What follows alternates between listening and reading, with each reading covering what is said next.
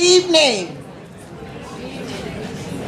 My name is Jacqueline Jones, and I am a proud member of Alpha Kappa Alpha Sorority Incorporated, the phenomenal, innovative, and outstanding Psi Iota Omega Chapter, serving southeastern Massachusetts, including the Cape and Islands. And I just now want to take this moment for all of my lovely sorority sisters to say Happy Incorporation Day. Indeed, a serious matter indeed.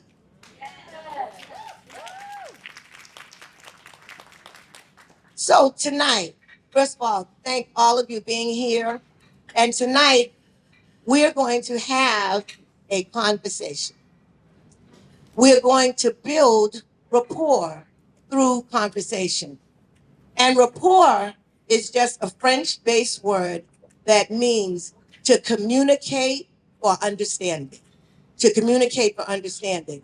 In fact, those of you that might be rap aficionados, rap music, that term rap comes from the word rapport. So before rap became this worldwide genre that we know, rap was a way that you would talk to someone. It would be like, hey, let's rap about this. You want to rap about this? Why don't we rap on that later? Or he over there trying to rap to her, right? Rap was a verb as well as a noun. So rapport. What happens when you build rapport? So I just want you to, I'm very Baptist, so I want you to look at someone and say, let's rap. Then look at another person and say, let's build rapport. Now tell me if anybody said to you, I want to rap to you and get your number. Did somebody say that? Okay. This is not that kind of program. Okay. All right. So what happens when we build rapport? Well, that creates connection. What happens when we build connection? That creates understanding. What happens when there's understanding? There is healing. What happens when there is healing? There is wholeness. And I think we all can agree that having wholeness in our community would be good for everyone, right? We snap on that? Okay. So as a way to practice conversation, we have an exercise. It's called fire starters. I know sometimes we've heard the expression icebreakers. I like things to heat up, so it's fire starters, okay? And what we're going to do is at your table, there are some words and or phrases that are listed.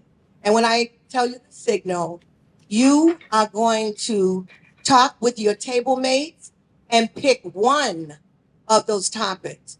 And everyone will talk about it. So there's just one rule, but it has two parts to it. First, everyone must speak. Everyone must speak. Second, it's called step up, step back. Step up, if you're someone that is kind of shy, really speaking is not really your thing, I want you to challenge yourself. In this little small setting, this little safe setting, no judgment, I want you to speak. Now, if you're someone that speaks all the time, I'm gonna need you to step back a little bit. Don't dominate the conversation. Give someone else a chance to get their expressions out there. So just kind of that fine balance. Step up and step back. That'll create this rapport. So that is what we're here to do, build rapport through conversation, and it will get us all to a new space. We're in a new year, so we want some new things to happen. So this will begin to get us started, okay? So for the people, those of you that are sort of in the back, be a little cluster. Little cluster. Is there words on your table? Okay. Everyone. So I'm going to ask you to take 5 minutes and you are to do this conversation. Let's start the rap.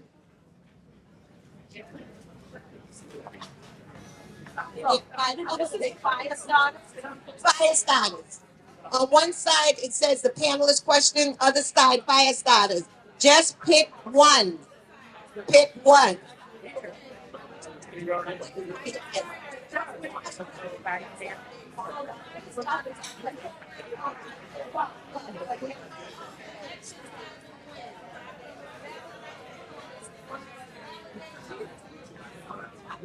Okay. How are we doing on having conversation? Building rapport? Okay. I'd just like maybe a couple of volunteers. Someone to stand up, tell us your name, and tell us what did your table choose, and just give a maybe a little few highlights. This is definitely the Cliff Notes version. Cliff Notes version. Okay. So I'd like volunteers, but I'm like Uncle Sam in the 70s. I don't mind drafting. So who would like to go? Make eye contact. You know you're going. Right over there.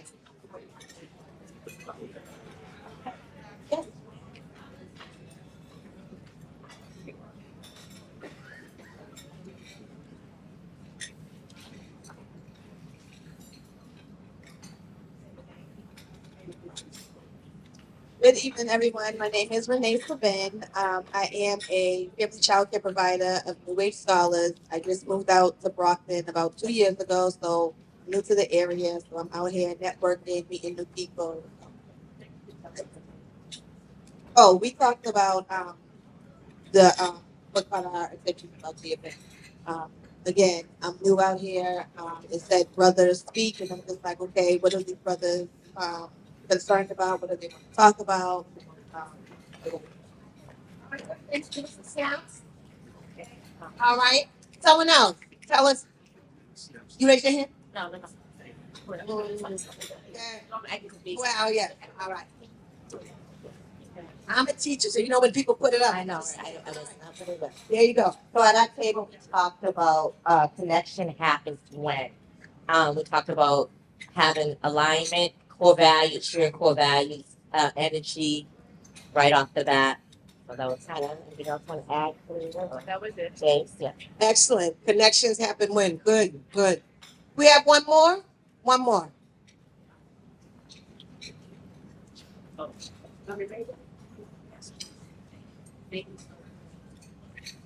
Good evening. My name is Shalise Hammond, and my partner was Lou. So we answered the question: connections happen when there's unity. When there's unity. Absolutely. Absolutely.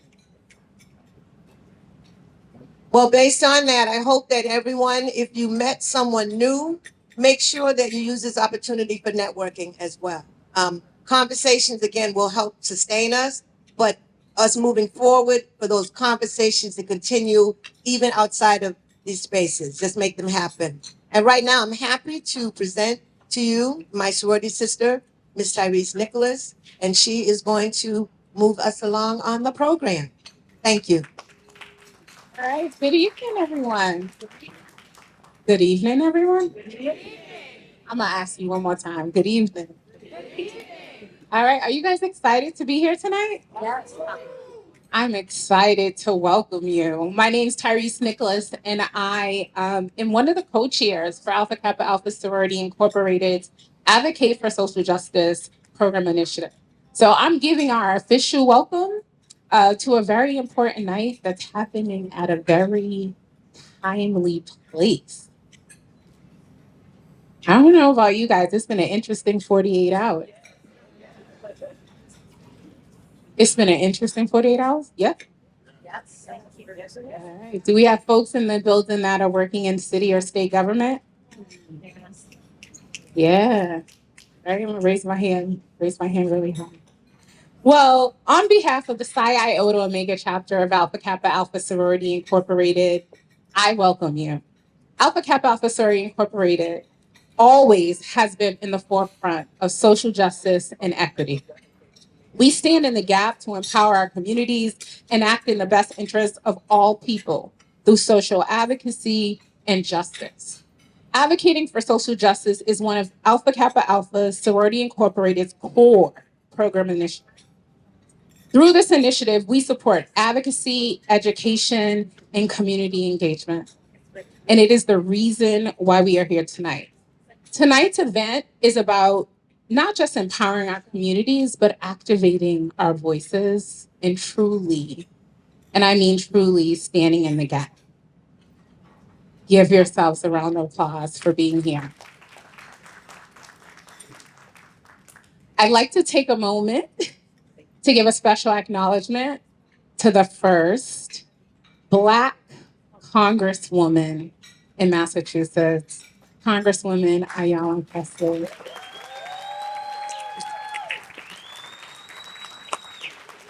We welcome you. We thank you.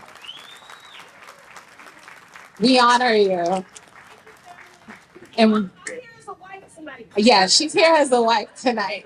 She walked in like, I'm not registered. I'm surprised at my husband. And we said, we know who you are. So we honor you and we thank you. And we thank you for allowing us to borrow your husband for this very important conversation. And I cannot go without acknowledging our D9 family. Is the Divine Nine family in the house? We got any brothers of Alpha Phi Alpha Fraternity Incorporated? All right, welcome, bro. What about Kappa Alpha Psi?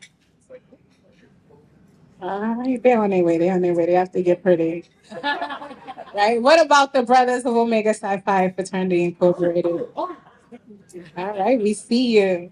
And what about the ladies of Delta Sigma Theta Sorority Incorporated? All right. And what about Zeta Phi Beta? All right. What about Sigma Gamma Rho? And then I forgot one of our Phi Beta. I'm already on it. Phi Beta Sigma Fraternity Incorporated. Yes. All right. Thank you, and welcome again for coming out. Now I get the esteemed pleasure of introducing my co-chair, Dr. Leanne Odom. Thank you, everyone. And thank you to my sorority sister, Tyrese, for your introduction and for kicking us off. So as my sorority sister said, my name is Dr. Leanne Hughes Odom, and I'm the co-chair of the Advocate for Social Justice Committee of the Psi Iota Omega Chapter of Alpha Kappa Alpha Sorority Incorporated. And I'm excited because I have the important role of introducing our top tier panelists and for setting the stage for our conversation. So without further ado, the first brother I'm introducing, and see, I have to multitask because as Black women, that's what we do, is coming from Third Exposure. Can we show some love to James Lambert III? Thank you to my brother James Lambert, who's putting in that good work in the Commonwealth. Next, we have the principal of the excellent Brockton High School, Kevin McCaskill, doing that real hard work in those Black jobs. You know, I'm a principal, so I show real love to my fellow principals. Next, to my first fan brother, Rasan Hall, President and CEO of the Urban League of Eastern Mass. Next, we're going to show some love, who teaches me everything I need to know about Black love, because Ayanna and Conan are goals. Can we show some love to my brother, my mentor, and most importantly, my friend, Conan Harris, CEO and founder of Conan Harris and Associates. And last but not least, the boss man of Brockton, the mayor, the Michael Curry, the president and CEO of Mass League of Community Health and National NAACP board member. Can we show some love to these fellas? Come on, y'all, you could do better than that.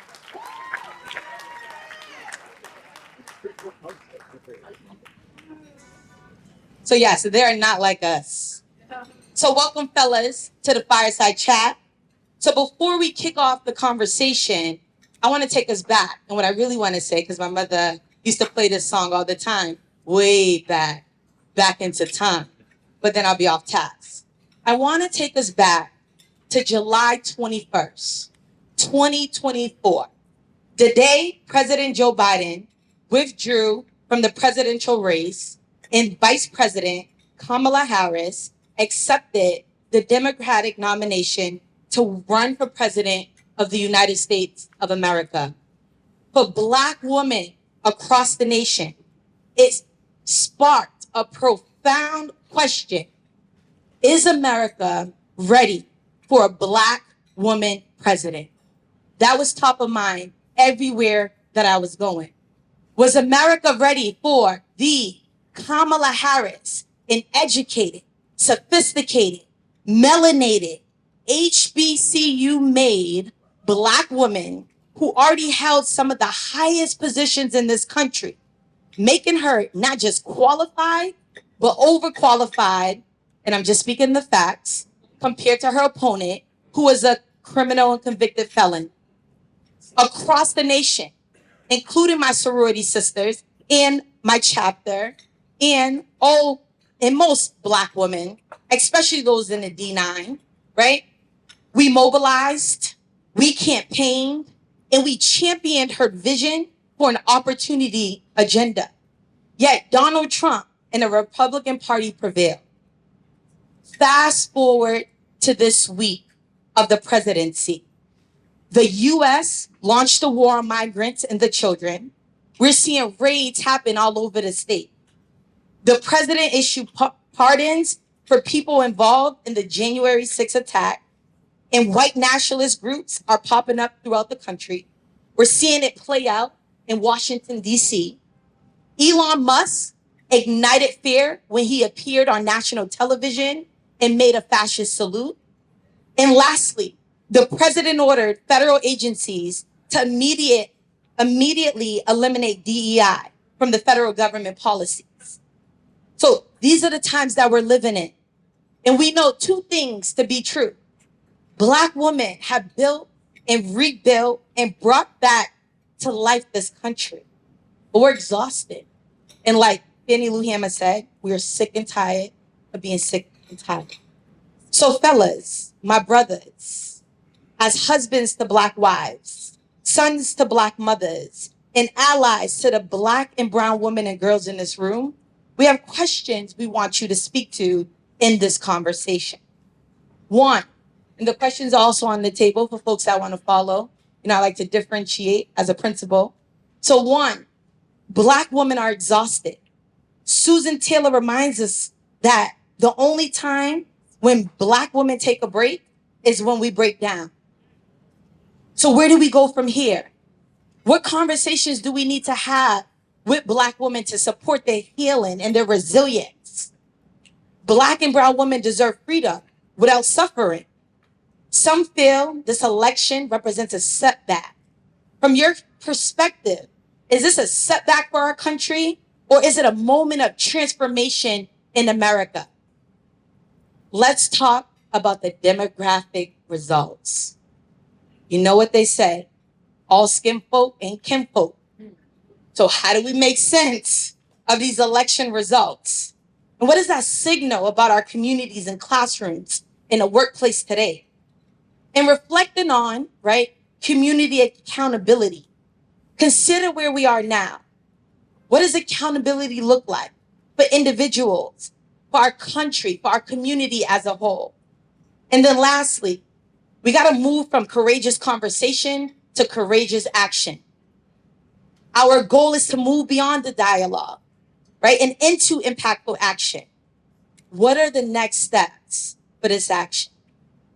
Fellas, the conversation is yours. Round of applause for her, please. We know when she calls us, I don't think any one of us would have said no. Because we know how important it is. And when she makes that phone call, we know that it's an important conversation. So one is I want us to all introduce ourselves, but I want to take a second before we introduce ourselves. And I'm going to address this at Congressman Presley. There's a phrase in the Black community that all of you know, which says Black don't crack. And we use that to talk about the resilience of our skin, that we survived slavery, Jim Crow, and racism writ large. But I always say Black don't crack, but the cracking's on the inside. Because if you know the Black family, we did crack. right? No matter where you are, Southside Chicago, LA, no matter where you are, look at Black families and you will see the cracking that's happened. Right now, all of us are turning on our television and watching the foolishness that's playing out in the White House and in federal agencies, right? I just got off a call talking about the removal of federal employees. Many of them will be Black and brown. They're talking about changing the directive of the Department of Justice. So they don't do civil rights complaints anymore. They've actually flipped it. They've been looking at discrimination against white folks, right? Just the seriousness of this moment, I just want us to take a pause and recognize that this ain't normal. This is not acceptable and it's not normal and it's sitting on your spirit whether you know it or not. Because we smile, we keep it moving, but the reality is there's nowhere in the world we're not being traumatized by this moment we're in right now. So just one is just let's recognize the pain that all of us are in this moment. They put together a phenomenal panel of folks to talk. What I've asked the brothers to do is I don't want to moderate. I don't want me and Conan to moderate. We want to have a conversation and just let y'all kind of eavesdrop on our conversation. That's what this is going to be. So we'll try to get to all the questions. We'll do it in a natural way with the conversation. Well, I want to start with my man James on the left. Introduce yourself. And I think one of the questions we want to talk about to sort of kick this off is the role that Black women have played in your life. What's going on, Black people? How we doing? Like all rigid and tight in here. How y'all feel? Everybody good? No, I don't do spaces like that. James Lambert III. I'm absolutely thrilled to be in front of y'all tonight. Introduction. I think I've met my New Jersey brother over here, but I'm from Jersey by way of Maryland, so it is beautiful to be out here. Anything you know about Jersey and the DMV, obviously it's unapologetically Black, so thank y'all for having me. I was in the spaces of education for a very long time, and then I jumped in around the government space for a while. Then I started my own consulting company. Everybody has a consulting company though, right? But one of them does a lot of institutional change work because you got to stay away from the other three acronyms. And then the other one is called Third Exposure, which is really outside. And with Third Exposure, I've really learned how to be able to thought partner with businesses as well as to be able to help them maximize their networks. So when I say 20 to 25 events a month, and it's really about amplifying and advocating in really authentic ways, not just aesthetically pleasing ways. So showing folks how to be willing to risk social capital, being able to find folks that are really part of the coalition. So beautiful things, and hopefully the work with y'all, some of y'all soon. In terms of what role have Black women played in my life? I come from, I say her name directly, Alberta Reynolds, who was my grandmother, and she's the reason why I often wear elephants everywhere, because I know she wasn't in a sorority. She was just one of those folks that people just gave her elephants, so she had $1 million at home. But she raised her household, and she was a great wife, a tremendous mother. And when you identify the crack generation, it's not cracking, it's completely gone, and especially in the North area. So, but I saw that woman take many a risk. I saw her raise her grandchildren. I saw her sacrifice her life to the age of 93. And from my mother, who was direct, obviously from her, I got all of my courage, all of my resilience. And I had an amazing father who did fall victim to crack cocaine at the age of, when I was at 2 years old, and got sober, and it's 37 years of sobriety now. But when you ask about what Black women did for me, it definitely taught me the definition of courage and being able to not feel like I had to cower in moments of difficulty, because any negative moment doesn't identify who I am. So, thank you. Good evening, everyone. You have to excuse my voice of being in school all day, dealing with teachers. No. Kevin McCaskill, principal at Brockton High School, but this is year 37 for me in the public schools. I had the pleasure of working in Boston Public Schools prior to coming to Brockton. 22 years in Springfield, where I resided for 30 years. And in between that at Hartford, Connecticut. And like my brother James, I was born and raised in Paterson, New Jersey. And I was born before Joe Clark. And so before all of that, we went to the real East Side. But it was something that really taught me life lessons. And Paterson is, I always say, is Brockton to the third power. And it really taught me the lessons of resilience. And that takes me right back to the question, Michael, about Black women and it's my mother and my grandmother. Single mom. And my grandmother was a domestic for her entire life, working for white folks. And it was something in which we were not of many means. And I can recall her bringing the shirts home that some of our clients had and me wearing second hand-me-down clothes. I said, my name ain't Stein. And I got this thing glued all under my collars and everything else. But she taught me that it didn't matter what she did, you will be better. And I can tell you one thing, my mother and my grandmother had heavy hands. And I had to learn the hard way because I wasn't always the best child. But I am so thankful for them having that tough love with me. You know, I don't recall getting a lot of hugs, and that's something that's not a negative. They said if you're gonna make it in this world, especially here in Patterson, we gotta show you what it is to be tough. Walking every day through neighborhoods that aren't gonna be pleasing, but you will always never have the excuse of not being successful because of our means. And I applaud them for pushing me to be the best student I possibly could when I didn't want to. Always providing me with opportunities in athletics and extracurricular activities when none of my friends would, but they found a way to get me there. And to this day, and my mother, my grandmother died in 2002, and my mother's still going strong at age 84 but still in New Jersey.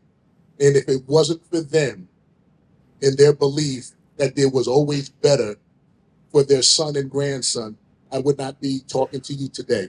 So I'm forever grateful for my mother and my grandmother. Thank you. Good evening, everyone. Rasan Hall, I'm President and CEO of the Urban League of Eastern Massachusetts, and probably more importantly, a proud Brockton resident. Yes, sir. And Ski Fi. So, the importance or the role of women in my life. I mean, I'm a mama's boy. I grew up single parent household. Although my father was deeply involved in my life, he always lived in another state. So he wasn't a part of the day-to-day reality of raising this little skinny black boy in Denver, Colorado. But my mother was. And she was very involved, very engaged, very invested in making sure that I appeared in society in a proper way, that I was articulate, that I was educated, that I was mannerable, but did not remove me from the Black community either, and made sure that the time that I spent with my father and my father's side of the family in Savannah, Georgia, and our side of the family in Denver, Colorado, was a grounding and a rooting for me. I think it wasn't until later that I gained an appreciation for how she impressed upon me certain expectations of how to carry myself in the world, but also how to treat women. But it was my high school sweetheart, Trinette Stevenson, who I met, who lived 2 doors down the road from me. And we began dating in high school and went off to college. We had a child. We broke up. I came out here, went to law school, met somebody else, had a child. That didn't work out, and I got back together with my wife, Trinette. And it is her who I think has had a significant impact on my relationship, understanding, and appreciation of women because of the feminist, womanist lens that she brings to showing up in the world, has challenged me, has pushed me, has made me think about the way I, raised our children, the way that I engage with women who are in positions of leadership and in community, and try to be as supportive and check my own baggage and biases and gaslighting that I do to truly be an ally. And so my mother and my wife, Trinette, have had an overwhelming impact on how I show up in the world today. Hello, everyone. My name is Conan Harris. I'm the CEO and founder of Conan Harris and Associates. It's a management consulting firm. I did some time in philanthropy and in government. I started my own consulting firm because what I've learned through my travels is that it was this gap area. People that did great work in our community and the resources that were downtown that was not connected to our community I wanted to help bridge that gap, make sure that the people that were doing the work received the resources that they needed to continue to work moving forward. So I started that around 6 years ago. When I think about the women who have been huge in my life, for me, my foundation is women. My foundation is Black women. It started with my grandmother, who gave me everything about my entrepreneur spirit and my pride as a man of color and as a person of color. She wanted to make sure that I stood up firm, I stood up for what I believe in, even if I felt outmatched or outnumbered, that I stood myself with a level of pride and strength, no matter who it was or what situation we were in. And that stuck with me because I watched her do it and all her grandchildren had to carry on that way. So you'll recognize my family. My wife always catches wreck. She's like, all of y'all are confident. Everybody. You know what I'm saying? But that's the foundation of which we came from. I think my mother, who was my everything, gave me my heart and my ability to look out for my fellow man, my fellow sister. The ability to see, when I see you, I see myself. That foundation in me helped me along my life as I continue to be. Both of these women helped shape and form me to become a dad and a husband, a dad to a young girl and a husband to a beautiful woman, and how to protect them. And to be in a situation with them because I was raised by strong women, realizing that I wasn't going to win many of their fights, but I wanted to be able to be at the table and be protective of them and to take care of them. In this world today, with the feminist movement and all these things, the beauty of me is finding somebody who love to support me and me loving to support them as equals and as partners. And so I think that when I think about who I am today, my wife is a constant learner. My daughter is a constant learner because I'm constantly learning how to be a greater dad and a greater husband. And they both will challenge me to do both. But I think that when it comes to my foundation and who I am today, it started with my grandmother and my mother. They've been everything to me, and it allows me to be a man I am today for my wife and my daughter. Thank you so much. And I'll go quick, and then I want us to get into the conversation. So, Michael Curry, President and CEO of the Massachusetts League of Community Health Centers, born out of the civil rights movement. Health centers all over this country, 1,400 health centers in the nation, 50 of them in Massachusetts, 22 in the city of Boston. And I get to lead as the CEO of the organizations that serve over 1 million patients in Massachusetts. I'm also on the board of the National NAACP, and have been on the board since 2014. When I think about the Black women in my life who've influenced me, of course, similar to you, Principal, it's my mother. My mother moved here from Alabama for the warmth of other sons. She was of those 6 million folks who moved north. She left Alabama with no kids. She left her children in Alabama, moved to Massachusetts, to Boston to do domestic work, and raised all of us as a housekeeper. So we grew up, as I was the first one born here, grew up with a mother who left at 7:30, 8 in the morning. We didn't see her until 8, 9 o'clock at night. So we were latchkey kids. We really raised each other to some degree, growing up in Lennox Street housing projects, and then eventually Quincy Street, Lowell Avenue, and Roxbury. I recently did something that I'm going to invite everybody in this room to do. I never knew my mother's story. So about 5 years ago, she just turned 80 in November. I sent my two youngest sons, downstairs to her apartment to interview her for a month. And all they did was go downstairs with questions, and I'd help them with the questions, and they just interview her and ask questions.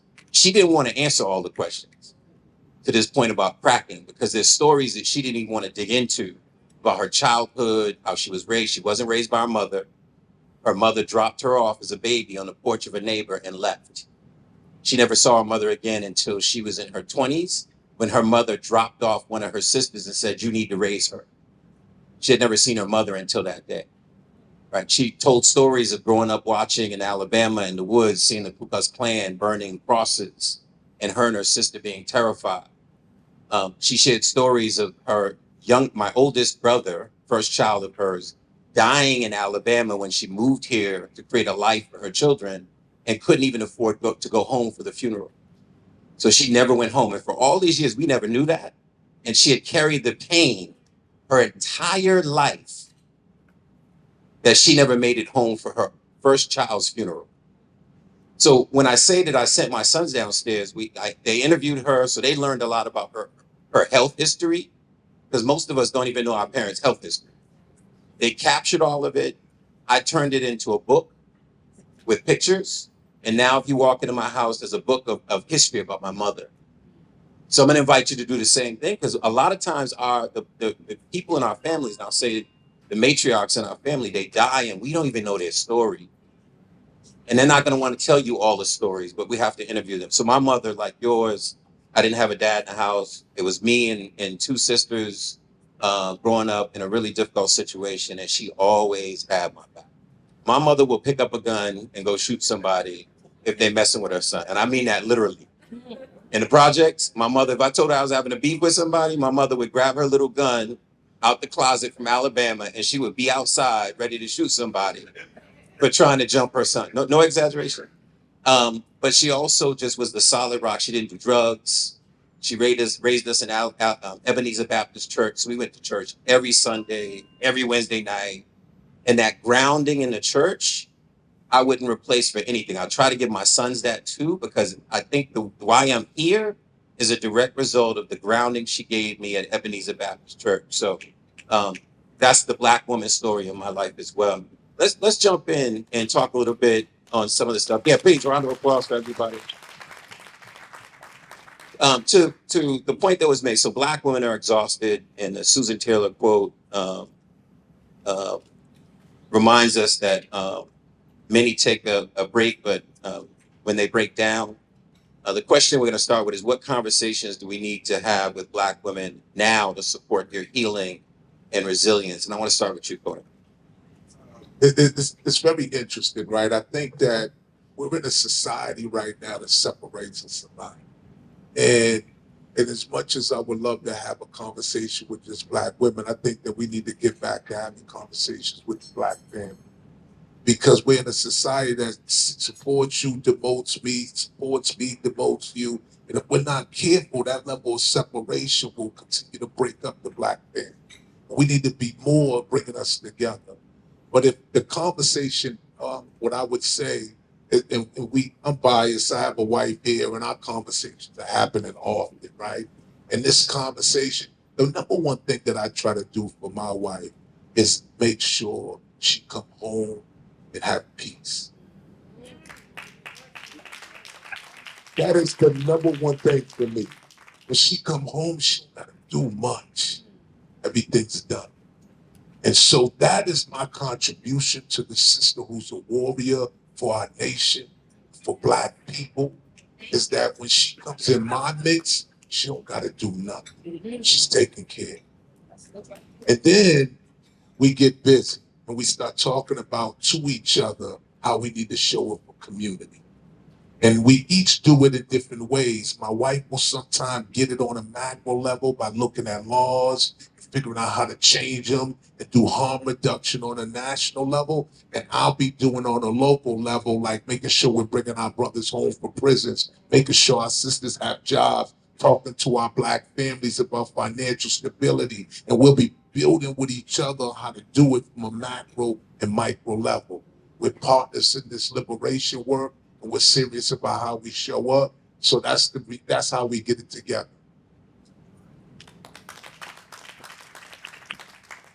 I don't want peace. I want problems, always. No, it's a bad meme. And for as much as I, try to create peace in my home, I fail. But what I would say is that we as Black men can and should do is to listen. And deep, earnest listening without judgment, listening without trying to explain away and give excuse and justification to what someone else did. Listen without trying to fix or solve. Because we'll sit around and wonder why sisters are always hanging with each other and talking with each other. It's because if they come and talk to us, sometimes we're going to gaslight you. And be like, well, was it really that bad? Did they really say that? Well, maybe it's because of the way that you showed up in the space. And I think that creates a lot of tension. And so if we are listening with a heart of healing and affirmation that will open up so many more opportunities for sisters to feel affirmed, but also for us as brothers. And this is just not in romantic relationships, but it's also in friendships, in sibling relationships, familial relationships, work relationships, to be present. Like the ministry of presence is invaluable. And so I think there's a lot that can be said from the way that we just stand and listen to our sisters.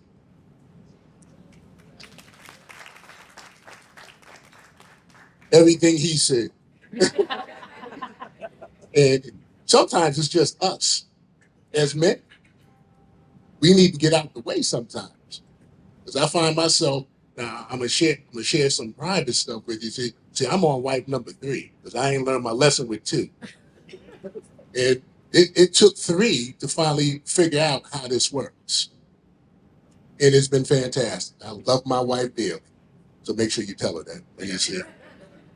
But it's really getting to the point when you can understand when to back up and when to give space. And when there's some tension, my big thing, let's go for a walk. Let's clear our head a little bit. We ain't got to even look at each other. But we can walk and reduce some of that stress. If it's a mall or if it's in the Roxbury where we live. But really providing open opportunity to speak openly and freely. We'll also understand it's time for us to just be apart a little bit and get some air. And it has provided us with just great means of for communication. And sometimes silent communication is the best. You ever had that when you can just sit in quiet with your loved one and no words are ever spoken, but you can feel the intensity of the feelings you have for that individual without uttering a sound? See, that's true love. And see, that's what I'm experiencing. Again, after the first 2 failures, it is a great deal where you can really show love and support to someone who you know has your back 100% of the time. It is a lovely feeling that I'm at my advanced age. Trust me. So it's great to see that when you're in partnership with someone, real partnership, not forced, not out of obligation, but of that intrinsic feeling that you have for someone that literally you would die for this individual. Now, my wife ain't got a gun, but she ain't go out and shoot somebody if somebody get upset with me. But it's just a great feeling, and I know that, and I owe that to my failures. I owe all of this to my failures. So, Fred, I got a question. Did you keep the same ring through all 3? I just always wanted to ask that because my father got a different ring for all 3. I'm like, it's so funny. These brothers approach that same question from different lenses, right? They talked about the familial aspect first, and I think that's dope. My brain naturally went to community. Maybe I was in a long-term relationship, so I'm single now, so maybe it's because I sit in silence by myself. You know what I mean? But no, I'll say that black women, y'all lost. Y'all lost. Kamala, y'all voted 92%. Y'all did y'all job, but y'all lost. And when you talk about healing, I'm like, I really had to learn healing for women through my daughter. And my daughter's 10, and she's my pride and joy. I was mad because I didn't say God-fearing man and then father first, but that's my heart. And watching her, I try to put her in positions of success, but also positions of failures, so she can learn resilience. And through that, I kind of look at it from my backgrounds in operations and education as well, but like systems, interventions, and outcomes. So with my daughter, I had to learn how to, when she does have a failure, right? How do I validate the experience, right? Then how do I affirm her? But then also, how do I share in the responsibility with her, right? Because it's my job. So that same thing, if I apply it to my mother, partner, when we get there. And then lastly, but in community. So the reason I started hosting affinity spaces, and I did 2 before Kamala, because I felt my societal commitment was to be able to talk to brothers in spaces where we're directly talking about it. And I learned a lot in those spaces. So I'm not just saying like, at the barbershop. No, I actually brought brothers into spaces so we could have a real convo. And I wanted for them to understand who they were voting for so they could actually put mental to action. Secondarily, I wanted to make sure that they knew the impacts because we're gonna get to that part later. But we got to go through a lot worse before he needed to keep going because we gonna get there later. But in that, I learned also we got to continue to have these forums. These forums are dope. And it's going to take time because the first 2 don't do nothing. The first 4 don't do anything. It's going to take time for us to be in these spaces and learn how to be vulnerable in these spaces. Who needs to be in these spaces? How do we actually create norms in these spaces? But in these spaces, it builds trust. And in that trust allows us to actually not grow in camaraderie, but realistically, it shows us how to grieve. Because we talk about healing. That's why I kept going back to, we talk about this healing like it's this cute thing, but in order to get the healing, we got to go through a level of grief. We got to grieve a situation first.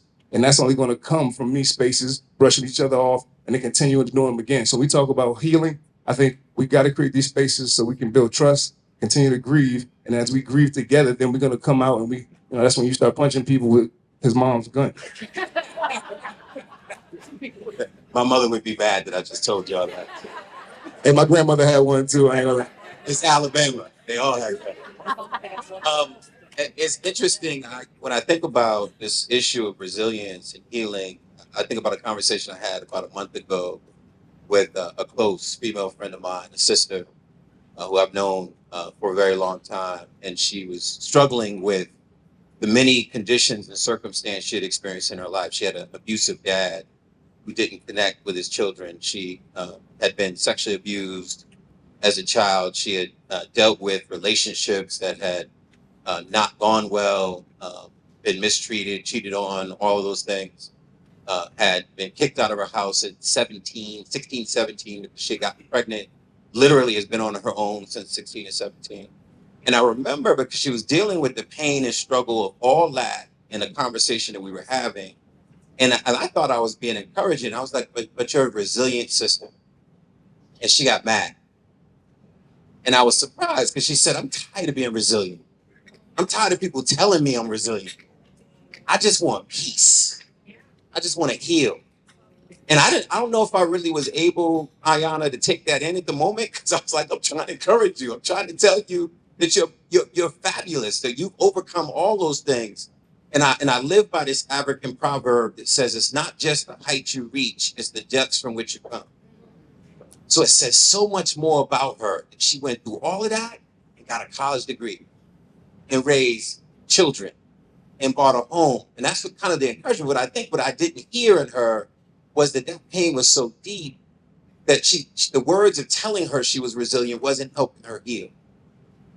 Where I think that sister and I got to in that conversation was she had never gotten therapy. And like so many Black folks, men and women, we don't believe in therapy. I don't say we, all of us, but too many of us don't believe in therapy. And I spent probably a good 2 weeks after that conversation convincing her that she should go see somebody. And she went through the whole thing about spirituality. I prayed, God got me. We went through the whole thing about, you know what, I don't need to talk to somebody else. I can deal with it on my own.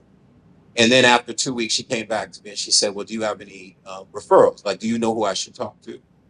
And I can tell you just in the last month, she's been seeing a therapist. She's unpacking all of that pain and trauma that she's had in her life.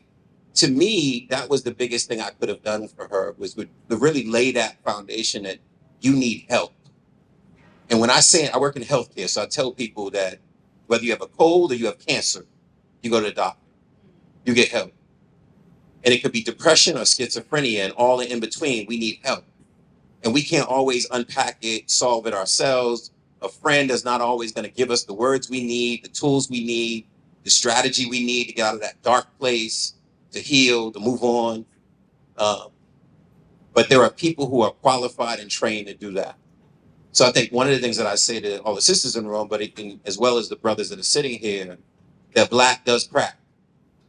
And cracking requires clinical support, not just a friend and not just Sunday at church. It requires some help. So I want to do this. If we can go into another topic, let's talk about demographic results. According to NBC, the president-elect made significant gains with Black voters nationally, with Black voters making up 1 in 10 voters. Meanwhile, Trump nearly doubled his share of young Black men under 45, with about 3 in 10 voting for him, roughly double the number from 2020. This reminds us that not all kinfolk, as was said earlier, and sometimes allies or adversaries, and most recently everyone heard about Nelly and Snoop Dogg and all of that controversy, and of course the many others who've supported Trump. I'm a big Jim Brown fan, and that devastated me when Jim was in his first term was supporting Donald Trump. How do we make sense of these election results and what they signal about our communities, classrooms, and workplace? And I'm gonna start with you, Jim. Okay. Fragmentation. Sorry, I was trying to catch my train of thought. I wasn't expecting to go first.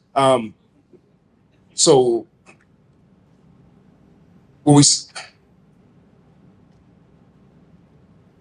yeah, I was trying to think of where the hell I was going with it. No, but when we talk about the unspoken sacrifice comes with consequences, and I think what we didn't do was we didn't align in terms of thinking just because we were black, we thought just because we were black that was going to be good enough, and we didn't have a force of alignment.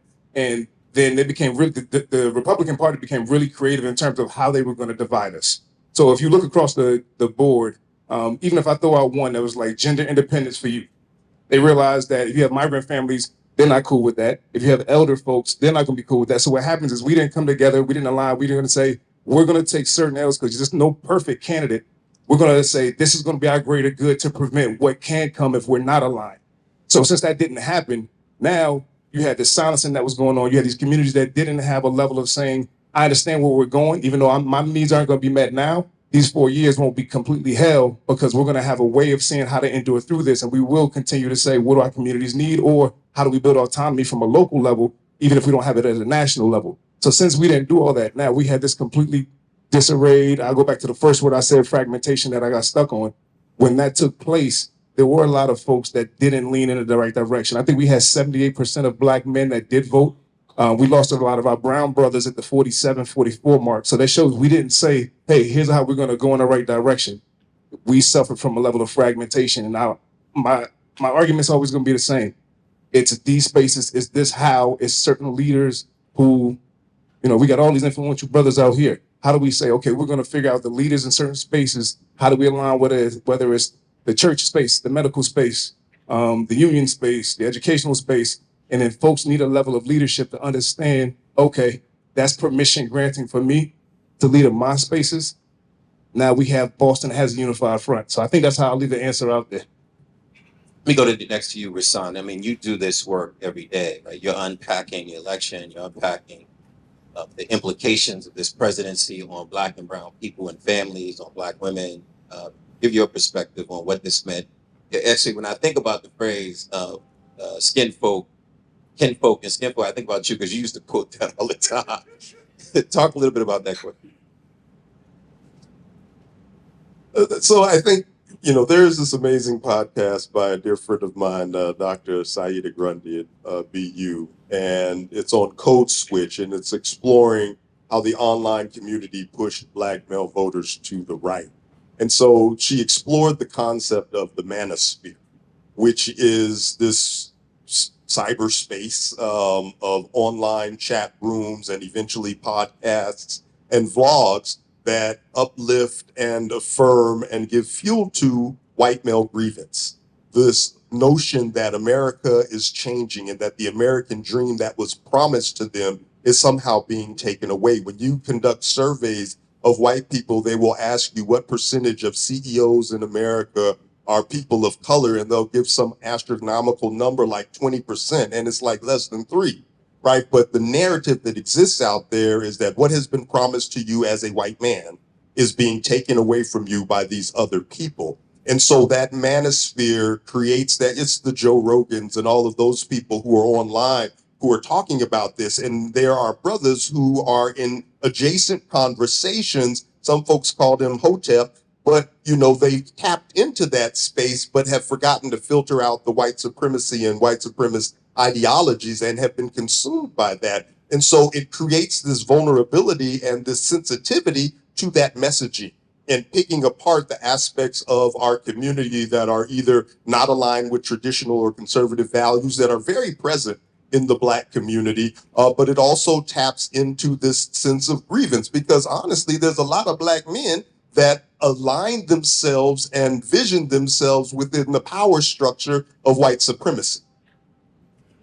I'm gonna say that again. There are a lot of black men who align themselves and position themselves and vision themselves within the power structure of white supremacy.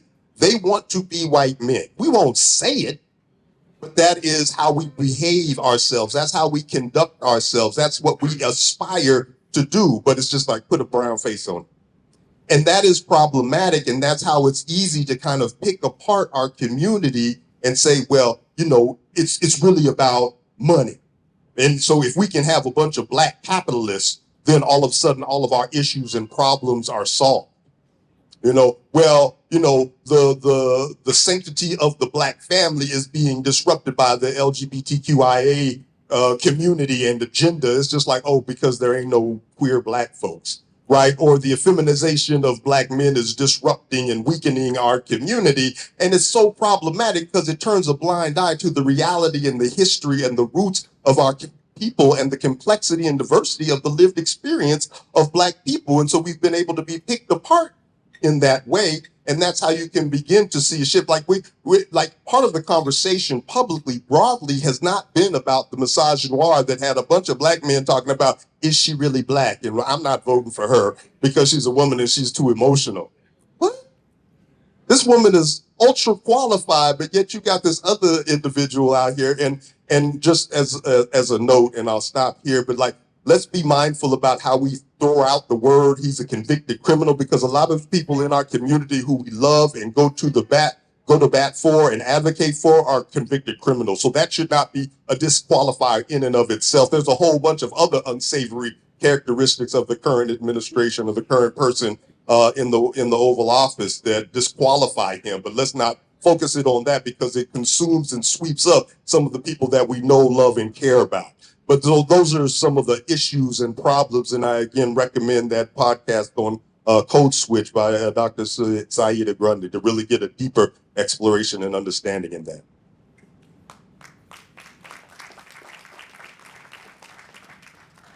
What he said. No, but I have a different kind of take on some of this stuff. Me and Mike was talking about it a little earlier. When we think about what happened, I think there's some realistic things that we should look at. This sister had 100+ days to run for a national office that this man was previously at and been running since then. That is accurate. Another piece of this is that we have not, as Black people, been well taken care of by either party. Let's be honest. I have a wife at home that fights tooth and nail in her own party to make sure that we're dealing with the Justice Acts and making sure that John Lewis bill was getting passed and making sure that they can stop lynching Black men and getting off with no issues. So I see this all the time. So Black folks are constantly trying to figure out our place in this country and fighting one against the other to try to get there. That is the real thing. Neither party has taken care of us the way that we deserve and that we need to. And people stop wanting to give Democrats a blank check that they never fully cashed. Now, the issues that they push for, the places that they stand, we're more aligned with them on any given day. But I just want us to be realistic that this brilliant sister who I know and happen to love, I only had 100+ days in this country. And folks wasn't ready. And anytime you see Black progress, you always see white backlash. And we don't want to act like that wasn't a reality as well. And another thing that we see is we have brothers that are misguided. We have some sisters that are misguided in this country.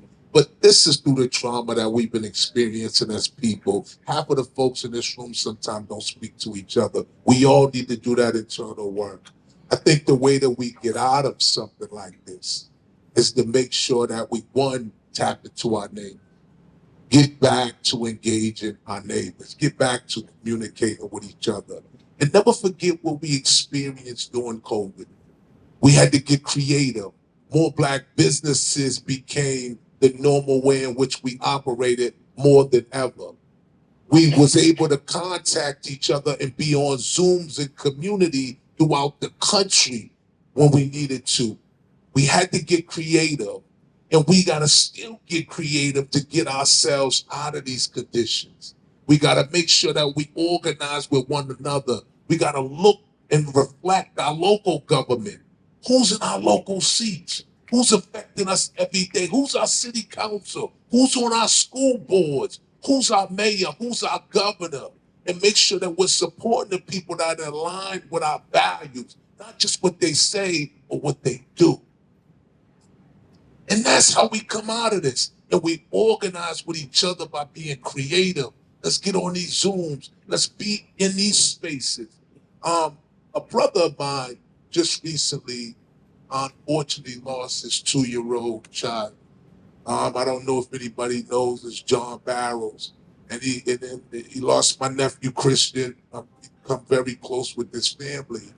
And we attempted to gather folks in prayer on a Zoom. It was very organic. The family had a big family and didn't need much from us. So all I knew, being raised in the church, is to get on and pray. And when I realized folks was jumping on this Zoom every morning and just praying, to the point where they look forward to that prayer. And then when we didn't do it, folks was calling me like, I was just looking forward to that prayer. What I know about us as a community is that we're still dealing with the trauma of COVID. We want to be connected. We want to engage with one another. We want something to look forward to. And that's how we come out of this. We organize, we mobilize, we connect, we engage, we look at local government, we look at how we operate, who to get behind, who to support, and then make sure that movements have resources. It's not good enough to have a job if we got a sister here fighting or another brother over here fighting in an elected office and we're not financially supporting them to stay there. We got to get behind this with all of what we have. And we've been here before, and we'll get out of this like we always do. Resilient becomes a bad word because we are tired, so we look at this as shifts. Listen, Mike, I need you to get on this. I'm going to get the next one. We don't have to get burned out doing this work. We can get on it and shift, but we got to come together as a community and do it deliberately.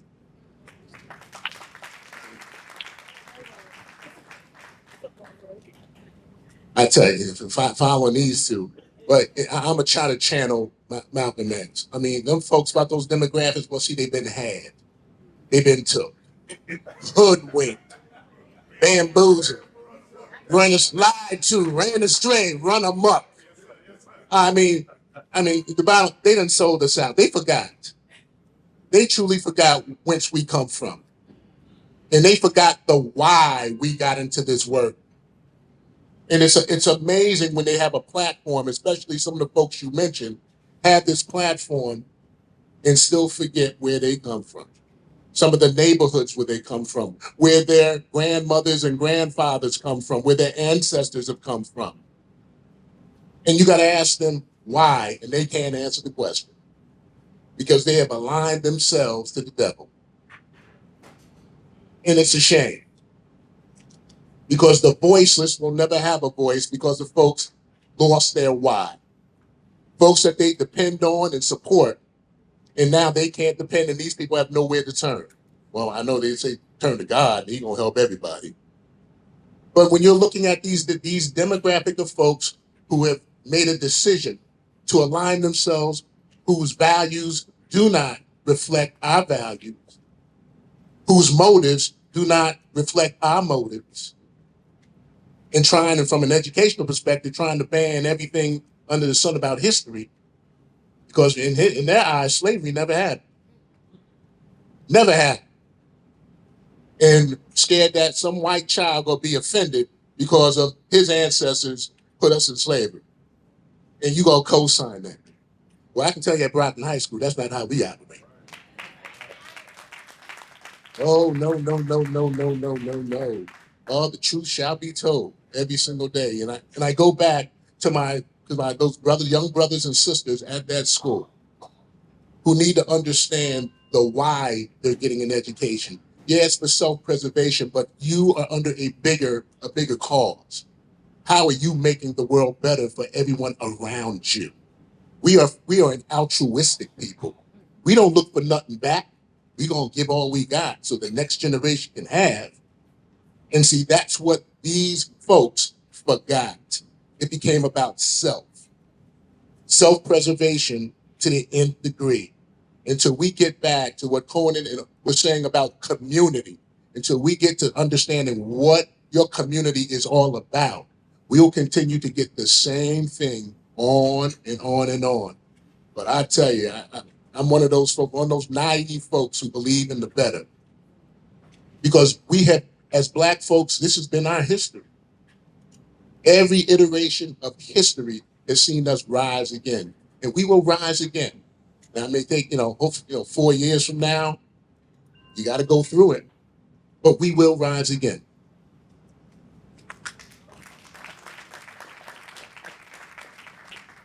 Brother Michael, I know you did the questioning, but I have to question you, brother. You the one here that's the doctor in the damn group, man. We gotta make now, honestly, man. This brother here, I want to give him his flowers for 2 seconds before I ask him this question. Me and this brother, man, been meeting together for the last month in 5 different things, right? All community things, none of them which is his job that he gets paid for. And I was just sitting in the car looking at him walk in this venue, and I just said, that brother there, man, on every level shows up. And I just want to appreciate you, man. Real talk, Black man. And it don't matter what the subject matter is. I just want to say I see you. Real talk, I see you. I was gonna get emotional because I know the wear and tear. We talk about this as brothers, man, so I know what it is. But I just want to say, reflecting on community accountability. I recently listened to Black Men Speak, Reflections on Racism in America, where Maurice Coleman emphasized the importance of moving our communities from awareness to action and then to accountability. Considering where we are now, what does accountability look like for individuals, community, the country as a whole? Well, one is the question is based off of a discussion we had during COVID that both of you were at. And I would invite everybody in this room, if you've not watched it, it's a 3-hour conversation with Black men at RCC. And it was during COVID. It was when we were supposed to not get together, but we were feeling the moment of Tamir Rice and Laquan McDonald and Michael Brown. And we decided that we needed to talk. And about 100 of us got together at RCC. It was WGBH taped it. We had a cross-section of brothers in that room talking about our experience. And we talked about everything. Every subject came up. If you go to YouTube and you do Black Men Talk Boston, you'll see that conversation. I actually think everyone should watch it. So if you get a chance to watch it. And on the stage, ahead of the conversation, we had the pictures of all those Black men and women who had been murdered by police. Just for years. I think going as far back as the 60s and 70s. Because we wanted that to be guiding our conversation. So I say, it's interesting. When I get asked and I travel all the country, it's funny, I see principal has this Livingstone College, who I just got back from HBCU as their keynote speaker for one of their events. And the brother from Livingstone called me and said, Mike, I want to come to Boston. I want to give out free 4-year scholarships to students in Boston and Brockton. And I called the principal. He said, on a dime, and he said, I will host them. And they came, yeah, that's real. Other places gave me all kind of bureaucracy. I don't know if we can do it in a short notice. This brother was coming out and giving scholarships, 4-year scholarships to students. And he said yes, and they came and they had a phenomenal experience with Livingstone. All of that I say to say this, I said to the students on that campus, I said, I can tell you to go and get involved in a school committee meeting. I can tell you to go to, Nancy Russo and I, we've been doing this stuff for a long time. I could tell you to go get involved in community activism, but I actually think the number one thing, if I can go back and tell everyone I've ever engaged is build your own consciousness first. Because I believe most folks and most Black folks don't know their history. That's right. And they don't understand the circumstance we're in. So you can't define racism for me. You can't explain what white supremacy means, but you know you feel it, you know you see it. We need to be students of it. And I would say consciousness part of it is the most important part. So whenever I go to speak somewhere, I leave them, you know, I think Steve Tompkins is here, but I went to speak at the jail and I brought every inmate a copy of the new Jim Crow. Literally, because I wanted every inmate in that jail to have a copy of the new Jim Crow. I want them to read The Color of Law. So it explains these neighborhoods we grew up in and why we grew up poor and why we eat certain food, live in certain neighborhoods, can't build wealth. So we can stop blaming ourselves, because we as Black folks blame ourselves often. We need to stop being lazy. When in fact, there's a reason why we're in the condition we're in. Rebecca Lee Crumpler, who I'm a super fan of, first Black woman positioned in this country, 1864, she said they seem to forget there's a cause for every ailment and it may be in their power to remove it. 1864. Y'all are some bad sisters in this room, but y'all ain't as bad as Rebecca Lee Crumpler. Imagine how they treated Black women in 1864 and in slavery.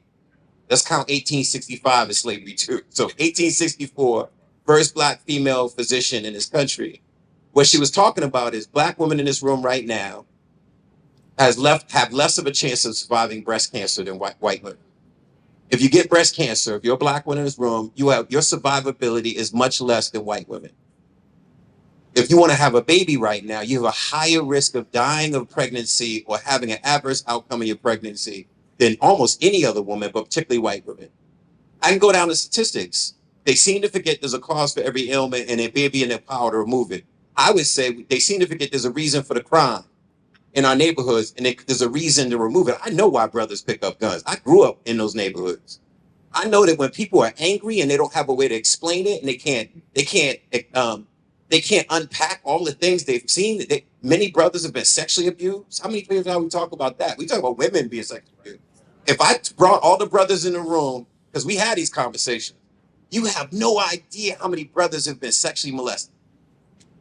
And they can't tell you that, but that shows up in their anger. That shows up in their not performance in the classroom. All of the conditions and circumstances. So I think one of the most important things is we just got to build our consciousness as a people. We got to read, we got to talk, we got to get in conversation. And then when we go out, Conan, because you and I talk about this all the time, then when you go out, you're armored up to do the fight. You show up different, you vote differently. You engage differently at the board meeting, right? You show up in the courtroom differently. You show up in the medical room differently if you're a physician. It's something about being conscious that no one can take from you. And I would tell you as a person who, and Ayana knows this because she knows I bring history everywhere I go because I love our history. And they're about to whitewash our history. They're about to eliminate our history. Book bans. Right now, before I left the office, I had a conversation with Lieutenant Governor last week or 2 weeks ago in our office. And then I was on a conference call today. They said, stop saying health equity.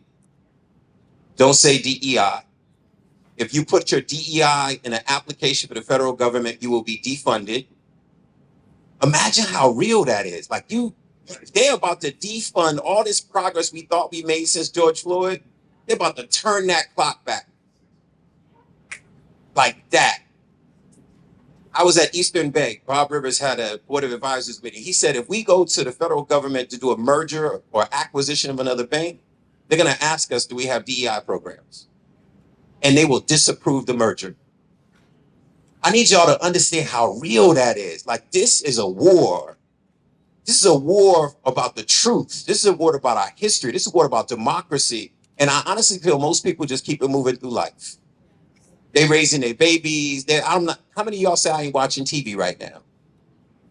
Y'all got to turn back on the TV. All the bad shit happens when you ain't watching. So I think the accountability part, Conan, is we just got to get to a place where we actually, I know that all Black folk ain't never been unified on anything. That's a fallacy about Black history. We ain't never, slavery we wasn't unified about everything. But what we do have is we have a critical mass of Black people that can come together despite our ideological differences and our difference of opinion and the beefs we got, that we can come together and we can do amazing things. I'm looking forward to that, but that has to start with consciousness so that we have the conversation. I'm not trying to get you up to speed on why we're poor. or why we're unbanked and unhoused. You got it. So then now we can just figure out the policies to do that. So I think the accountability part is one is we gotta be accountable to ourselves. And then we gotta start showing up for each other. Thank you, brother. Appreciate it. Now we'll pass it over to my girl Leanne so we can get to the Q&A. Yes. Thank you so much. And everything you definitely said resonated with me. And I love the idea, Mike, that you brought in consciousness, right? A part of my dissertation, I talked about this idea that Black history is more than just slavery. And so we have to have hope and we have to believe in the collective. And one of my favorite rappers, right, he reminds us, Nas, right? He says, be, boys and girls, listen up. You could be anything in the world and God we trust, right? You got to bring it back to the schools. But before we were porch monkeys, we were kings and queens. And I think oftentimes folks don't talk about that. And so the other thing I want to mention is this idea of like bringing it back to Alpha Kappa Alpha Sorority Incorporated and the Psi Iota Omega Chapter. And, you know, our visionaries and charter members came up with our motto, sisterhood over self. And that's all about collective action. And I'm thankful for, you know, Jackie and Jenna, and I always show respect to the people that come before me because I think about what does that mean in this time? What if we said, you know, sisterhood over self, the brotherhood over self, the Black family over self, and most importantly, our Black children. We haven't even talked about our young people, right? Our young Black people, our Black children over self, and then most importantly, our community over self as well. Because we got to get this, we got to get to this collective action. So with that being said, we wanted to open it up to the audience. I have my sorority sister over here, Tora Claire, and I, who's going to pass around the mic and have folks ask any questions. I also do want to say that around 9 o'clock, we will be serving food and you'll have an opportunity to order because the other thing we have to do is support Black businesses. So support Black businesses, support Black scholarships, and support Black principals. So we have a question over here. We're going to bring up a mic over here, and then we're just going to ask. You don't have to drop the mic about like support the Black principal shit because there's a war on the schools, right? Especially, you know that when we talk about Black and brown kids, they're going to the public schools where it's Title I funding.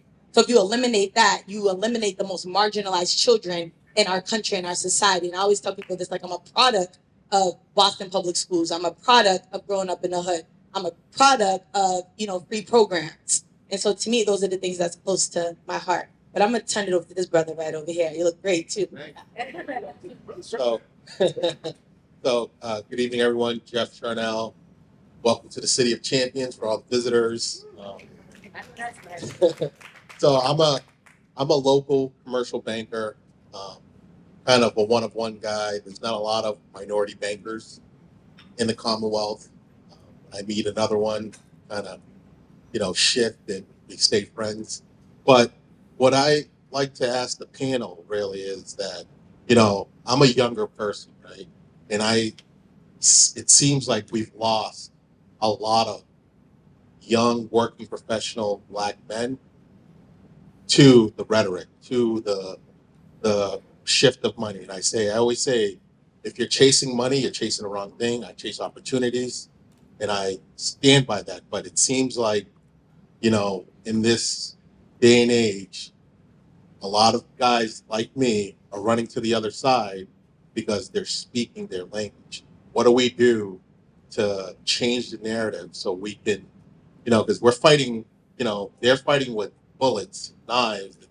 We're trying to fight them with popcorn and, you know, different things. It's just not a fair fight, if you ask me. So what is examples that you can give to bring some of these brothers back to reality and back to the other side where we could, you know, get them to understand?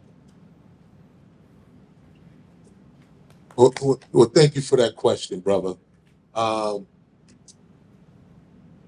It's interesting because me and my wife talked about this on the way over here as far as a messaging around economics.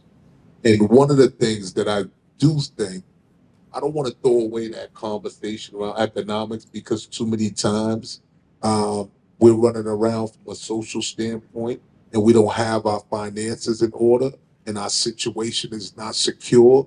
And what we realize by them taking all the government programming happening right now, where does that lead? So there is a level of self-sufficiency, independence, and financial understanding, and making sure that we're building wealth. I like that mindset for us. I don't believe we're supposed to work till we die, and I don't believe that we're supposed to run around trying to chase our tail, trying to make it, and not know how to maximize financial opportunity in this country. So that's one, in that piece. But I do think the Democratic Party is either a mirror or a shifter, makeshifter. And I do believe from the other side of the standpoint, we should amplify the work that is being done. Because when my wife is talking about student loan debt cancellation, that is an economic piece. Praise We the don't Lord. always amplify that as strong as we can. And a lot of the issues that our Democratic Party works on, I want these Democratic Republicans, but when you talk about the other side, I'm only guessing you're speaking from that standpoint, that I just think that we should amplify the economic work that is being done from the party. I think that they have a messaging that's pretty strong in their message. And so they do talk about that economic opportunity, and people of color who lack that in this country are screaming for that opportunity. They do a good way at amplifying that. And I think that we got to be stronger in amplifying the great work that is being done in the Democratic Party when it comes to economics. Thank you. Do we have another question? Oh, absolutely. And I'm still stuck on you said next historians, man, they make you think about things from different perspectives. I will say this too, when you talked about other brothers going to the other side, because I think a lot of us grew up thinking that that was the route to success. I think you touched on it a second ago, where we watch whatever's tangible for us, that's what we go get. So whether you're doing it around your neighborhoods, or if you get into a situation where maybe I'm not from the streets, I see a white person do it, that coding. Even my father and I had a conversation about the anti-blackness he was practicing, because he saw somebody who was a panelist. He was a former NFL player. He had dreads in his hair. He had locks. My dad was like, "Who want to listen to him?" I was like, "You realize that's how our hair grows naturally." So I think there's an unlearning that had to happen in that. I do a lot of work with schools, whether it's colleges or grassroots, and I realize when these young brothers are able to build a system of structure as well as confidence from seeing the tangible example of realizing they can get to a certain place. So if I'm dealing with a couple kids right now who are 18 and 19 coming out of the system, and there's a 6 to 8 week HVAC program. When they graduate from that, they can make $50,000 a year. So if you turn to an 18 or 19-year-old, and I'm putting a tangible example of success that's not 3.5, 4 years down the road, they can make that kind of systemic structure. We can also find allies and different brothers and mentors who can actually hold on for that 3 months to get you through there. That's a hurdle. They get their first paycheck, that's like tapping it directly into a vein. You know what I mean? So when they are able to see a certain level of structure, or we can find tangible examples and give them routines, I see a lot of success built in that. The goal is, how do you make that on a larger scale? And I think that's what you were leaning to with in terms of like the Democratic Party and how that can be in a broader space. So I appreciate that question. Thank you.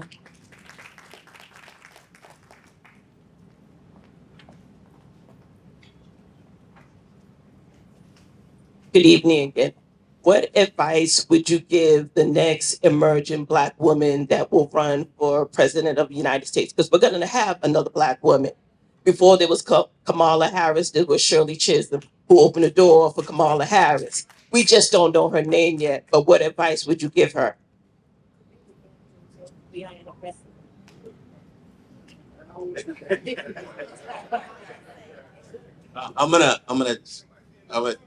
might be in this room. I'm gonna deviate. I know that's right. That's what we were saying over here. You got manifested. I'm gonna deviate from the question and make one point related to that, and then I'll answer the question.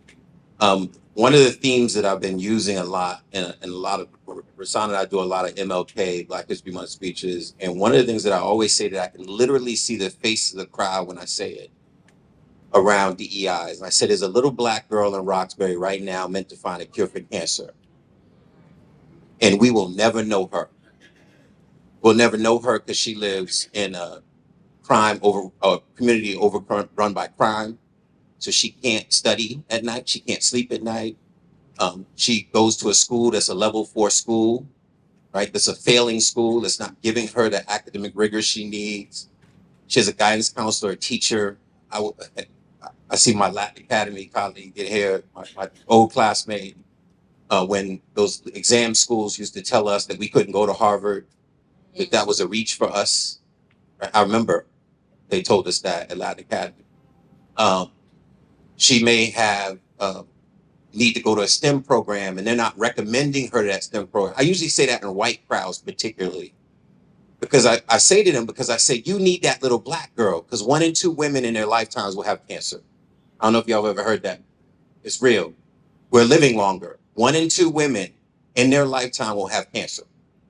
And I don't know about y'all, but I just lost a great-grandmother, my kid's great-grandmother, but she was like great-grandmother to me. Last week, I sat with her when she took her last breath at B.I. Lady. Me and her at 2 o'clock in the morning. Cancer is horrible to watch. And that little black girl is meant to save your life. And yet we will never know her. So unless you think white men are the only talented physicians and researchers, which we, of course, we know in this room that's not true. So the reality is there is a little black girl that's meant to be president of this country. But we just got to make sure that we are, like this brother right here, preparing her to be president of the country. Giving her the academic rigor, the social supports, making sure she hasn't internalized racism. I don't know about y'all, but when I was growing up, most of the kids didn't think we could be lawyers and doctors because we didn't know any. That was a Lenox Street projects. I have siblings in Columbia Point that we didn't know any doctors and lawyers. That was like a real far-reach dream to be a doctor and a lawyer. So the reality is, I and I'm proud to be among brothers. And I think about Thaddeus Miles comes to mind, or Matthew Borders. We go to schools, like we go talk to kids. This brother has hosted us to talk to his children at Brockton High, because I want to tell them that they can be that doctor, they can be that lawyer. That I come from the same streets they came from. I came from the same circumstances they came from, and I'm an attorney. And I never thought I could be one. I thought people say this shit all the time. I thought I'd be shot by now. Because I remember having to go through Dudley Station in my teenage years. Yeah. How many people have gone through Dudley Station? For people who are not from here, you may not recognize. That was like walking through Vietnam when we were kids. Square. And I just feel blessed to be here. So I remind them that you got to overcome those circumstances. And I always give them that quote: "It's not just the heights you reach, but the depths from which you come." So I would say that there are many talented black women who should have been president already. We got to stop having a scarcity mentality, like Kamala Harris was the first qualified one to run for president. The reality is they don't want you to be president. And I'm gonna say this, and I'm gonna say this last thing on this. You said this earlier. What Donald Trump is masterful of, and I was a journalism speech communications major in college. We literally spent a semester dissecting Hitler speeches. Then we dissect Dr. King speeches. What he's a master at is playing on all of our prejudices. So when he said they're coming to take the black jobs, he knew he was speaking to some of y'all in this room who don't want them Latinos taking y'all jobs. Mm-hmm. When he said, when he plays out the gender stuff that he says, he knows that there's some older brothers in this room who'll be like, I don't really trust a black woman to run. I don't want her in a room with Putin. She's not going to, that's us he was talking to. And the reality is that shit works. Because prejudice sells. Like, we gravitate to prejudice. We think, okay, but what about them? And I reminded the crowd the other day, I said, I want you to remember, to this white crowd, I said, for all the Irish, Italian, Polish, Jewish people in this room, they said the same thing about you. They said you were bringing drugs, crime, disease, that you were unethical, and how dare you forget? Because now you're saying it about those other people. They said it about all of you who moved north in the Great Migration. These northern cities didn't want Negroes up here. Black folks in the north didn't want Negroes from the south up here because you didn't speak good English. You were bringing disease. You were making us look bad. We don't know our history. So then we get caught up in that Trump bullshit because he's good at playing on prejudices. So the thing about sisters, we have some phenomenal. I always say that I've known some of the baddest black women, and I'm gonna say this because she's sitting here, but I wouldn't say this, Coney, because she's your wife. The baddest black woman that I know is this sister right here. That's right. And that's for me knowing her for years, before she became prominent, before people knew who she was, when she was in a congressional office, in our conversations, her intelligence is far matches anybody I know that got 5 degrees from Harvard. Just smart, and she loves her people. Ayanna could have been president by now. That's right. That's right. And you know what, Michael, what I really appreciate, right? I told Ayanna, I said, listen, I want to get my doctorate at UPenn. Can you write my recommendation? And she said, oh, absolutely. And wrote the recommendation. Month later, got in, almost with a full ride, right? So always grateful that people are showing up. Yes. So just saying, I love you. But I think one thing we haven't talked about, and again, we want to take one more question before we turn it over, is this idea of like, Bethia Carter mentioned this in our last conversation that we had, that oftentimes we're so proud to just be like the first, and first, and there needs to be 10 people behind us. So what does it mean, right, when we're talking about the difference between mentorship and sponsorship and bringing other folks in a room to move that collective action or that policy? Well, I tell you, knowledge should be free. And I think that used to be how we used to work, where we used to impart knowledge on the folks coming from behind us. But now it's become proprietorship, where we got to patent our words and we got to do all these things so we can't maintain the buck. But Leanne, you said something really profound. Everybody want to be the first. It's 2025. There shouldn't be no more firsts. There should not be any more firsts. And that's something that we have to insist on. And that's where that old adage, each one teach one, and it sounds like a cliche. No, it's real. And we don't do enough of it. And we see it in the education field, especially with leadership. And I'm so proud of Leanne, because I'm the old man of education. But I'm so that she is willing to reach out at any given time to ask for something. So not just she can be better, but so she can better serve her constituents. And see, that's what it's all about. And everyone in here has a gift. I believe in the Bible, with the gift of the parable, with the talents. Yep. And that one person buries that talent and never got blessed. The Lord said, why ain't you, well, you hid your talent. Other people could have benefited from your one talent, and you made a decision not to. And so tonight, really take that to heart. If you got one talent, take it and let it multiply. Thank Leave you. it here and take it and let it multiply. Thank you. Thank you. We have a comment. And can you introduce yourself? Because thank you for hosting us. Thank you, Dr. Leanne. Thank you, everybody, for being here. My heart is so full looking around this room and listening to this beautiful conversation. My name is Dr. Amina Pilgrim, and I'm the co-owner with Ruben Pierre of Sunrise. Thank you. There's so many people here that I'm connected to and feel gratitude for making this event happen. My sister Jackie Jones right here, my little sister Dr. Leanne, and please give Leanne another big hand for a phenomenal job. And it's just a blessing when my husband, and our sons built this place. It took over 3 years, lots of faith, and built this place with a lot of love. And this was the vision, to have community here, to have a space for empowerment, to have a space for joy and connection right here in Brockton. And so this is just a dream come true. And when I ever saw Congresswoman Ayanna Pressley walk in, I just said, thank God. So my comment, yes, we've known each other for quite a while. But I wanted to make a comment about our history. And I'm so blessed to hear all of you invoke our history in this conversation.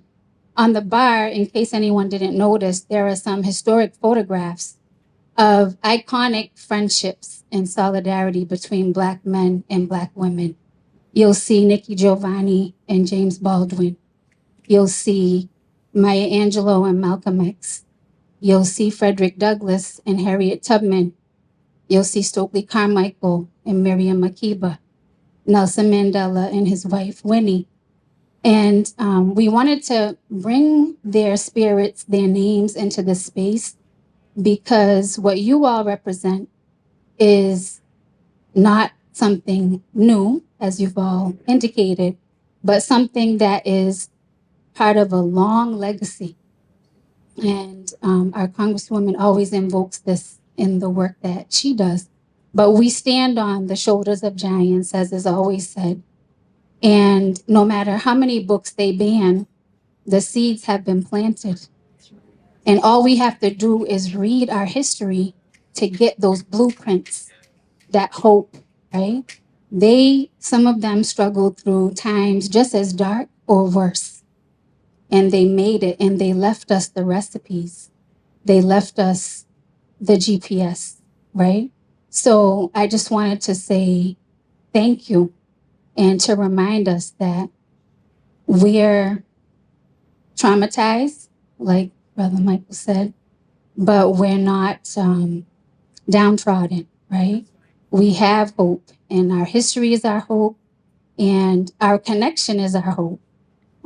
So I'm just so grateful that y'all are here and y'all are doing the work, and you are shining, a light for us to follow. And I just hope that from this day, our connections grow even stronger, not only across the gender lines, but cultural lines, language lines, right? Here in Brockton, we have so many examples of that, but we can do even better to be even stronger. So that's it. Thank you.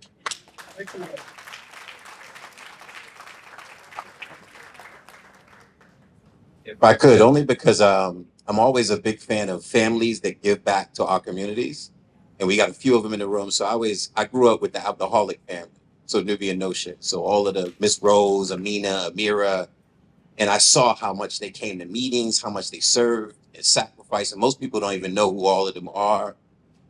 Another one is the Binga family. Round of applause to the Binga family. They don't get paid enough to do what they do for our children. So I just want to acknowledge that. Another one is the Odom family. Um, the pastors and their children and the things that y'all do to try to keep our kids safe and born out of tragedy of your own. I just want to acknowledge that. And the Fernandez family is amazing. So I just want us to, as we talk about remembering our history and the people, we got some phenomenal Black families who literally every single one of them give back to our community, and we need to know who they are. Thank you. And so, fellas, we want to close out and move with a level of gratitude. We do a lot of free labor. So I'm going to introduce my sorority sister, Marshall, who's going to close us out with some thank yous. Good evening, everyone. How are we feeling tonight? Oh, I need to hear a little bit more because that was the most inspiring evening I've had in a long time, and I cannot adequately express my gratitude. I want to say thank you to everybody that's in this room this evening. The outpouring of support and sheer desire to be part of the conversation is tremendous. And on behalf of the sisters of Alpha Kappa Alpha Sorority Incorporated, Psi Iota Omega Chapter, I thank you. To the esteemed panel, these are some men that I've known in various capacities over various years. And what I thank you for is your consistency.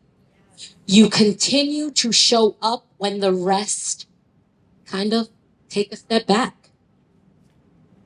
What has been most traumatizing in this season, and we've talked a lot about it, is looking at folks, particularly the men that we've grown to know, love, and respect over time, suddenly cower when the opportunity to make change was right there.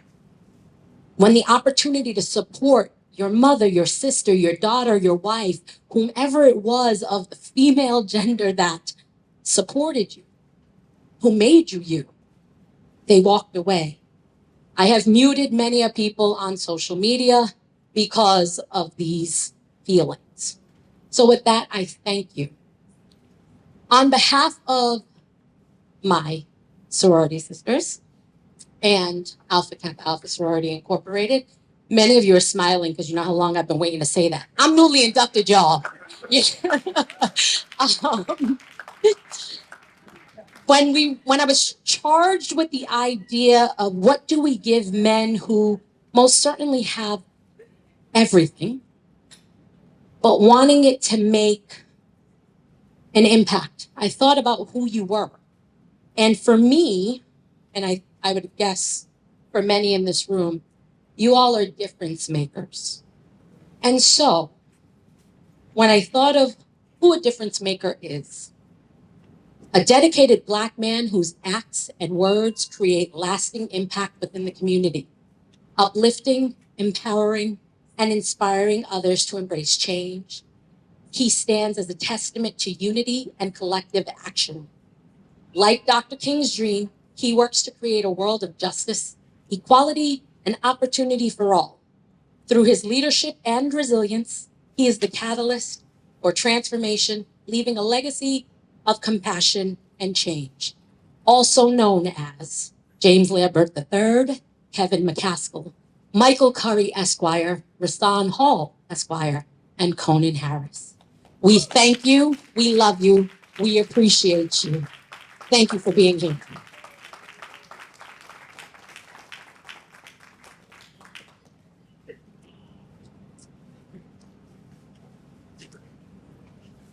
Not to be forgotten, I apologize. So in likeness, and even more, where'd you go? And even more noteworthy because of her kind words, we've also prepared a gift for Amina, Dr. Amina Pilgrim.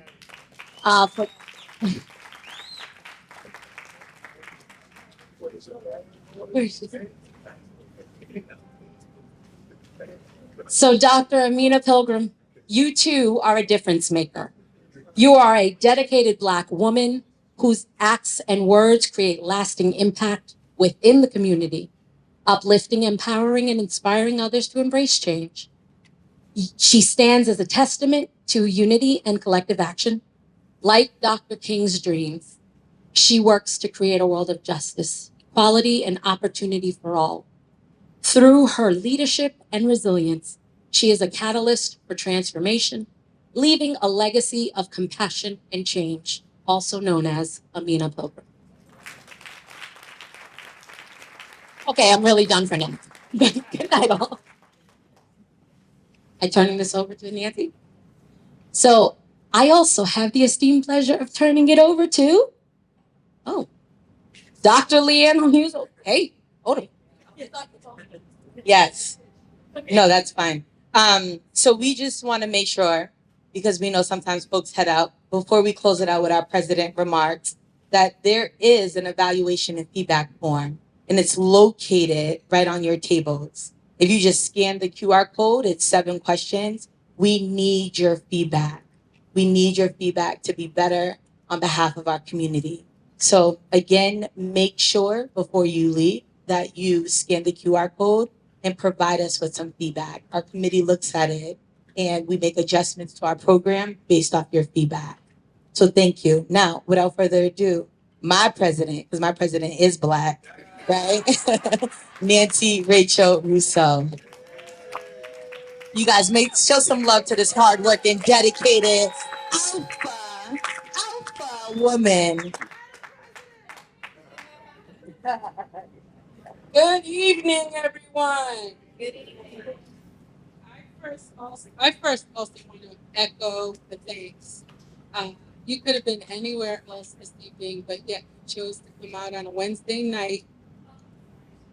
Oh, can you hear me better now? All right. You could have been anywhere, but you chose to be here on a very cold Wednesday evening. So thank you so much. Just quickly, I want to just share with you that the Psi Iota Omega Chapter of Alpha Kappa Alpha Sorority Incorporated was chartered on July 6, 2008 in Brockton, Massachusetts. It is because of this chapter, because of the charter members and the vision that they brought forth, that this chapter even exists. And I also want to acknowledge the committee chairs for this event, Leanne, Dr. Hughes Odom, and Tyrese Nicholas, because it is because of their leadership. These amazing Black women led us to this evening. So I'm very excited. I wanted to acknowledge that as well. All right, let's get marked. All right. I've been charged with giving you all a charge. And what I heard this evening centered on love, protection, the sentiment of honoring women, the sentiment of listening to women. So to all the men in this room, I charge you to carry that messaging with you. Beyond this evening, think about what these wonderful brothers here said to you today so that you can continue to learn to be a better man, because I heard that too. The other charge, which is for the ladies, I charge you to also carry the message that you heard today. There are men who want to support us. There are men that want to be there for us. And equally important, we need to be there for each other. So that is something that I hope that you will take away with you this evening. And beyond that, I want to say again, thank you so much for coming out. You're welcome to order anything that you'd like on the menu. We appreciate your time and complete that evaluation. Good night.